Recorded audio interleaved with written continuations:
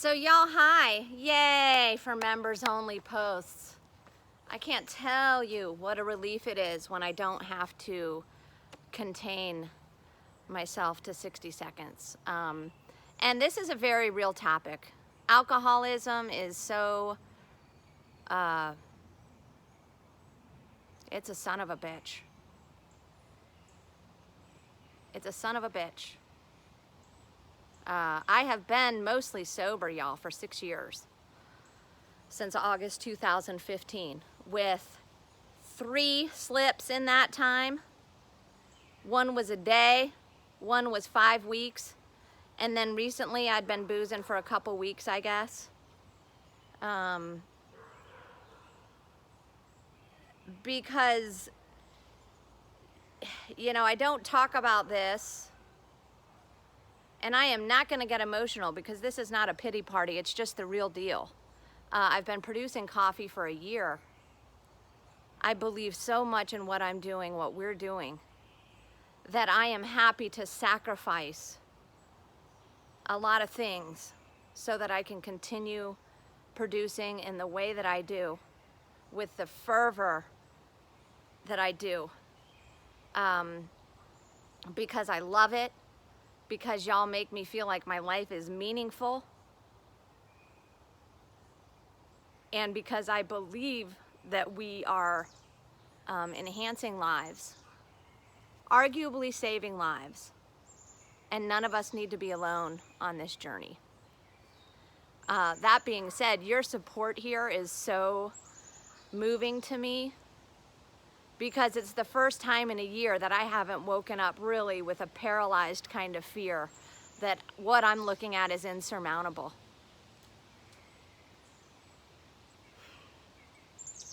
Because we have bills, and I'm a single mom, and I've got 3 kids. And I continue to push off some basic kind of, some people might say, needs. I don't really think it's a need. I mean, I haven't had a freezer in a year. That sounds crazy. It's humbling to admit. It's really not that big of a deal.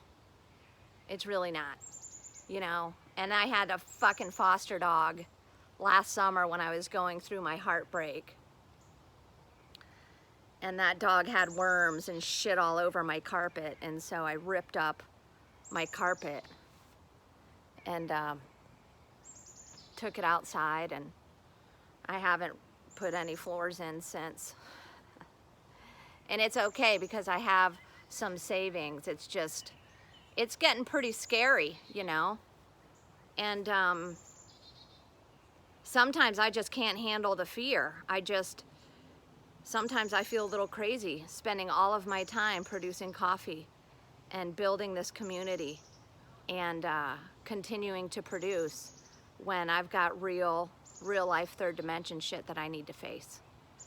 Now, that being said, my podcast, Sabbatical or Suicide, which is the story of when I left my marriage and I got on an airplane and went to Europe to speak the truth of the journey and try to tell a new tale. And my brother Jim had just died by suicide. And I wanted to find the story. Where is the story of a middle-aged woman who is fat, alcoholic, depressed, doesn't have a shit clue how she's gonna survive? Marriage is over. A vision for her life is over. She's 37 with 3 kids and just really wants to die. And what if she decides to live? And I couldn't find that story, so I decided to tell that story. Now I am coming up against or into an opportunity to potentially sell Sabbatical or Suicide to movie producers and have that story turned into some kind of mini-series. You know, my story, our story, so many of our stories. In order to do that, I have to finish the show. I've got 2 more episodes to produce, maybe 3 with an epilogue. And what I find to be most ironic, though I've always been a strong believer in recovery and addiction and sobriety being a path that is not linear. Hello, airplane.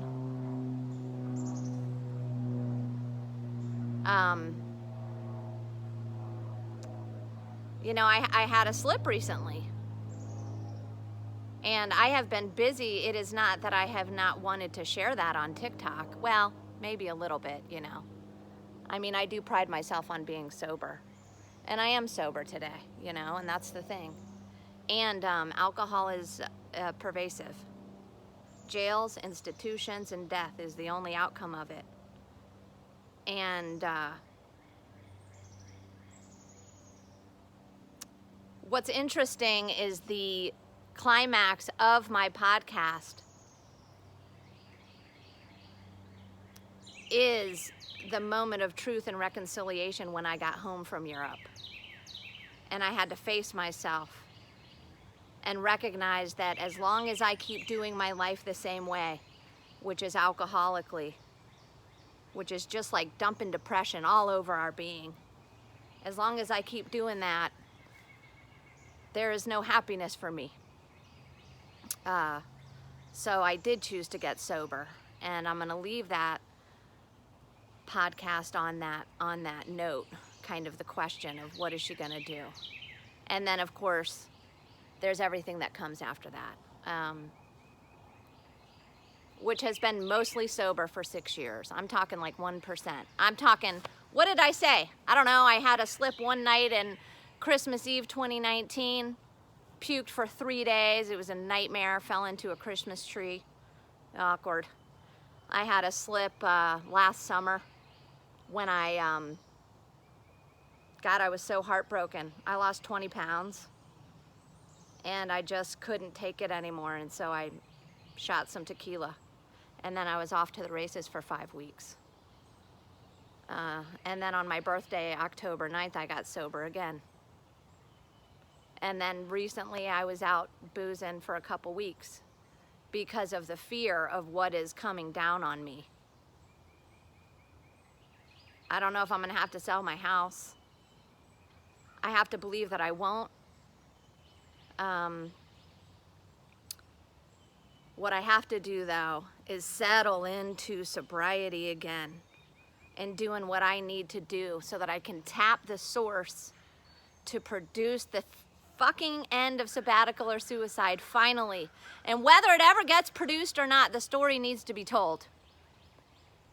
And it's gonna require a fierce commitment, a deep dive, and I know what it takes, and producing audio stuff is just a bear.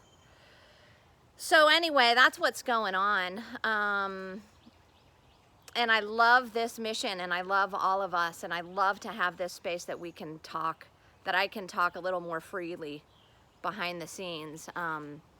You know, there's no difference between sober Cooper and me. There is no difference between any of us. Fill in the blank, whatever our struggles are. For me, it's alcohol, it's nicotine, and it's being almost possessed by a mission that is so much greater than me. I cannot stop. And I will do what I have to do. You know, if I have to hang up coffee for a while and go get a fucking jobby job, I'll do it. I mean, I'm not gonna let my kids starve, you know. And I think floors are a detail. Freezers are a detail. Those things can wait. I would rather extend as long as I can do this for as long as I can do this. It might sound insane. What I think, though, is more insane is walking away from something where my time on this planet gets to be spent on a mission so much bigger than me. So the sacrifices, I don't care, you know. I just really don't care. It's the kids, you know. So I got to produce Sabbatical or Suicide. And I'm nervous. I got to go back. I got to go back. The most painful day of my life was coming home to an empty house. My wife and the kids had moved out after having been a mom for 7 years and nothing but chaos. Full-time mom in my house for 7 years. I came home that day and the silence was deafening. And sometimes we need the deafening silence to face what we gotta face, because ultimately it's never about what anybody else thinks. It is about what I think of myself. Who do I want to be? How do I want to live? And, you know, sometimes we just got to say no. So I'm quitting nicotine tomorrow. It's going to be, I guess, my first official day. And we start again. We get back up, we keep going, and we support each other on the journey. I'm sorry this is a long one, but sometimes I just don't have energy. I get tired sometimes, y'all. I so appreciate you being here, though. And we'll do it together. Maybe some of y'all will hop on board and walk with me, and we can drum up some enthusiasm for each other. Wish me luck. If I can finish sabbatical or suicide, and that thing can become a show, then that whole mission can reach a whole lot more people than it can just sitting there in iTunes unfinished. So, all right, that's what I got. I'm sober today, and my intention is to stay sober, except I can't think about tomorrow as a drunk, only today. Today I'm sober, and then we string together some days, and they become weeks, and they become months, and we get to continue and release the shame. So, if you're on board, love y'all. I don't want to stop talking. I just want to give y'all a hug and say thank you for loving me through this and for everything. Okay, zip it, Cam. Love y'all. You buses us.